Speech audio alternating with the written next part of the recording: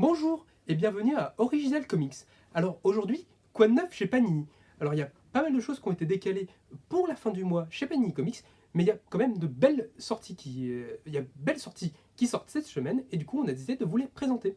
Alors du coup on commence rapidement sur les softcovers, donc le softcover Avengers et Amazing Spider-Man 5, donc du coup qui continue les sagas en cours qui sont disponibles. Pas beaucoup de choses à dire. Si vous suivez ces séries-là, venez vous les procurer. Et sinon, vous les retrouverez plus tard en Marvel Fresh Start. Alors, deuxième sortie, du coup, c'est les trésors de Marvel. Alors, les trésors de Marvel, si vous n'avez pas suivi, c'est cette petite collection que Panini a décidé de faire et qui regroupe en fait des récits un petit peu cultes, des grands récits, des grands numéros par année de sortie. Ici, c'est l'année 1968 et il s'est passé des choses assez chouettes en 1968. Notamment, vous allez pouvoir retrouver, si vous l'avez découvert dans la série télé, la première aventure de Vision. Et ouais, il y avait des super épisodes à découvrir si vous aimez un petit peu le vintage. Voilà.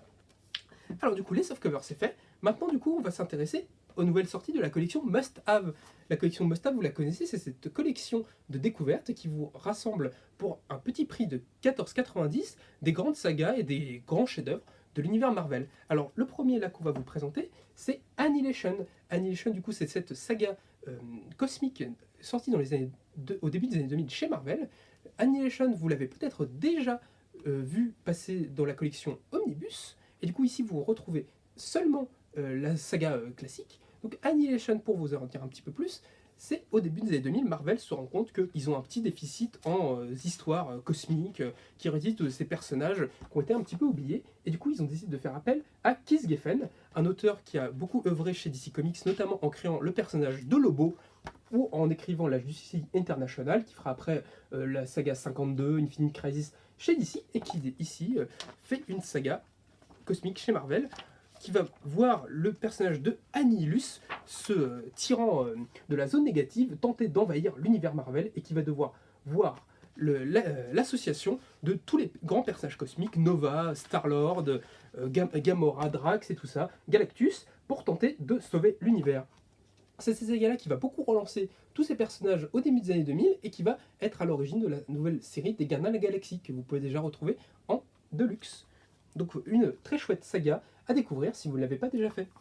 Ensuite du coup, vous avez Marvels, la grande saga de Alex Ross et Kurt Busiek qui voyait la réécriture et la réinterprétation des premières années de Marvel, de l'univers Marvel, des années 40 aux années 60 et qui voyait du coup la naissance, vous allez voir la naissance de la première torche humaine, de Namor, de Captain America, et puis plus tard des 4 Fantastiques, de Spider-Man, mais un petit peu différent parce que ici on va découvrir la naissance de l'univers Marvel sous les yeux d'un simple humain, un journaliste qui va du coup voir, on va découvrir comment la vie des hommes ordinaires est bouleversée par l'arrivée de ces surhommes. Du coup, un toujours excellent travail de Kurt Busiek qui déjà montre tout son génie et ses thématiques dans ce grand récit qui après préfigurera et qu'il utilisera dans ses sagas plus tard comme Astro City ou dans d'autres grandes sagas qu'il a pu faire.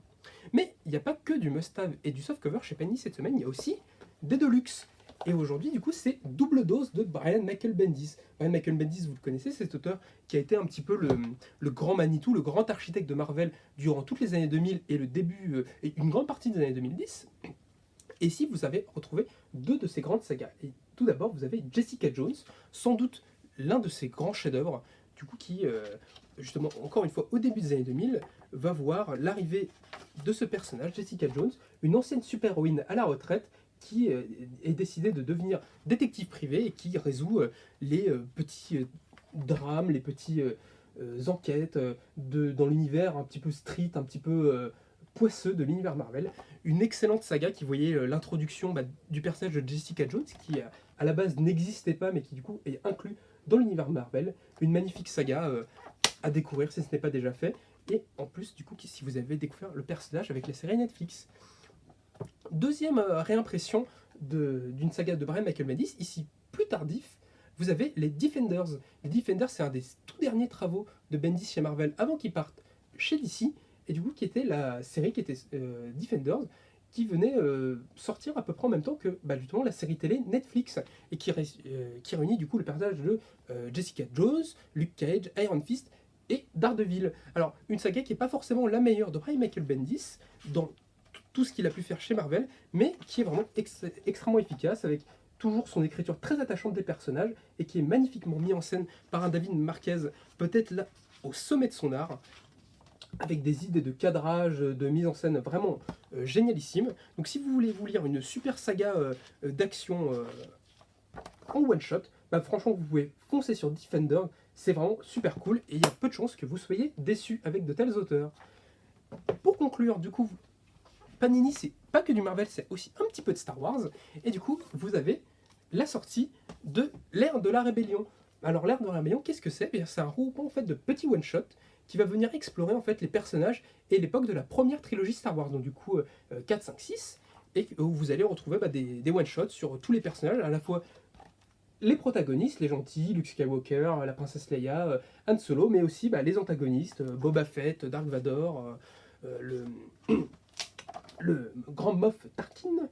Enfin voilà, et du coup c'est une petite plongée si vous avez envie de vous lire des petits bouts de l'univers en comics de Star Wars.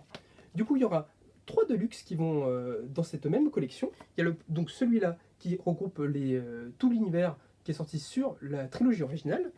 Vous avez l'ère de la République, qui est le même principe, mais du coup pour la prélogie Star Wars, donc l'épisode 1, 2, 3, et qui sortira prochainement la même chose, mais si vous avez bien tout suivi, qui sera sur la post-logie, donc du coup les épisodes 7, 8 et 9.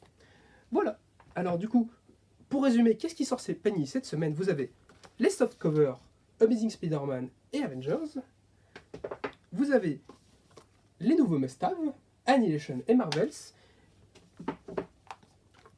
les Deluxe, Jessica Jones et Defenders, et du Star Wars.